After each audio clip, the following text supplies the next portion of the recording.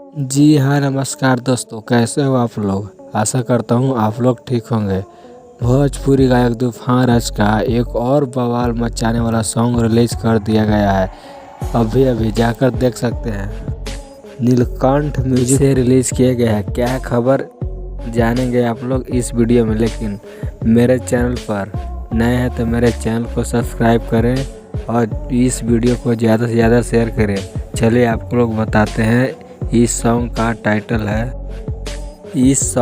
Title है कुंवार के गलतियाँ, जो कि तूफान राज और समीक्षा सिंह दोनों मिलकर गाए हैं। यह सॉन्ग डुएट सॉन्ग है जो कि आज अभी रिलीज किया गया है नीलकंठ म्यूजिक से। और इस सॉन्ग को लिखे हैं सोनू संगम व पप्पू परदेसी, जो कि काफ़ी बवाल का सॉन्ग लिखे हैं। और म्यूजिक का बात किया जाए तो इस सॉन्ग में म्यूजिक जेपी तिवारी जी दिए हैं। काफ़ी बवाल का म्यूजिक देते रहते हैं तूफान राज का सॉन्ग में।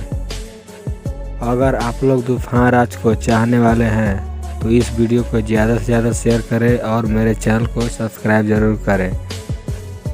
चलिए मिलते हैं नेक्स्ट वीडियो में, तब तक ले जय हो भोजपुरिया समाज।